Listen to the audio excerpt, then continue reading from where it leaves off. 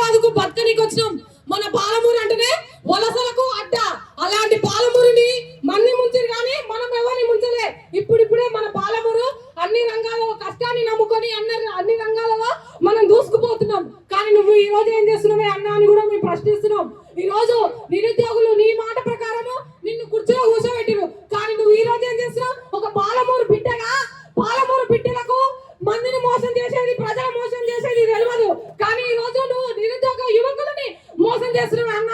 ఇది తర్వాత ఇంతకోసం అన్న అనుకుంటూ అన్నా నువ్వు నీ యొక్క పదవి ఈ రోజు నుండే పతనం కాబోతుంది అన్న అని కూడా మేము చెప్తున్నాం. అదే విధంగా మాకు ఏ ప్రతిపక్షాలకు సపోర్ట్ మేము పలకము. మాకు ఎవరు న్యాయం చేస్తే వాళ్ళకే జిందాబాద్ కొడతాం. ఈ రోజు 7,000 నోటిఫికేషన్ అంటున్నాం. ఎవరికి సరిపోతా అన్న 7,000 నోటిఫికేషన్? అక్కడ మా ఒక్క పిల్లగాడు కూడా బుక్కు పడతలేడు. ఒక్కొక్క పిల్లలను చూస్తుంటే బాధ అవుతుంది, కన్నీళ్ళు వస్తున్నాయన్న. ఎందుకన్నా ఇట్లా ముంచాలనుకున్నావు?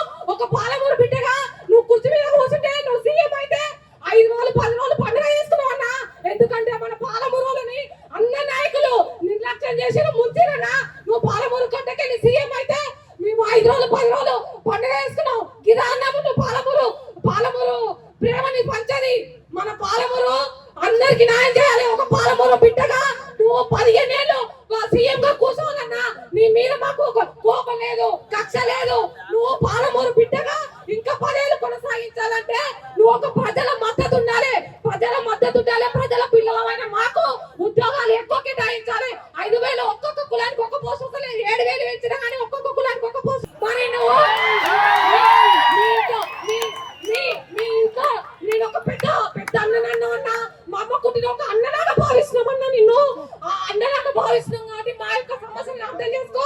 నువ్వు ఈ రోజు ప్రజల మద్దతు ఉంటేనే 2030లో సీఎం అయితే మళ్ళా మన అంటుగా 2030-38 దాకా నేనే సీఎం అని అంటున్నావు. ప్రజల మద్దతు లేకుండా ఏడికెళ్ళైతే అన్నా నీకు సలహాలు ఎవడిస్తున్నాను కూడా మేము అడుగుతున్నాం. ఒక సలహాలు ఇచ్చటోని పక్కన జరిపి మంచోని నియమించుకో అన్నా. ప్రభుత్వం మంచి నడవాలన్నా. నువ్వు పాలమూరు పేరు నిలబెట్టాలన్నా అని కూడా మేము అడుగుతున్నాం. ఈ రోజు అధ్వానం ఉంది.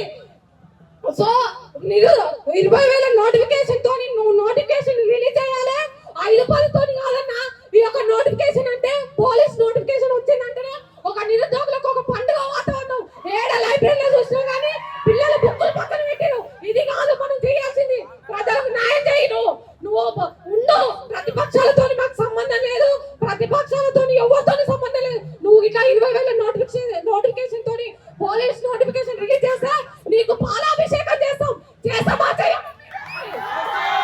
చేస్తామన్నా అని కూడా చెప్తున్నావు. నువ్వు చేస్తామనే ఆశ కూడా మాకుంది. ఇప్పటి వరకు పోలీస్ నోటిఫికేషన్ రిలీజ్ చేయలేదు కాబట్టి నువ్వు చేస్తామనే ఆశ ఉంది. నువ్వు మా ఇంటి పెద్దన్నావు. ఇప్పటి కూడా నీ మీద కోపం లేదు.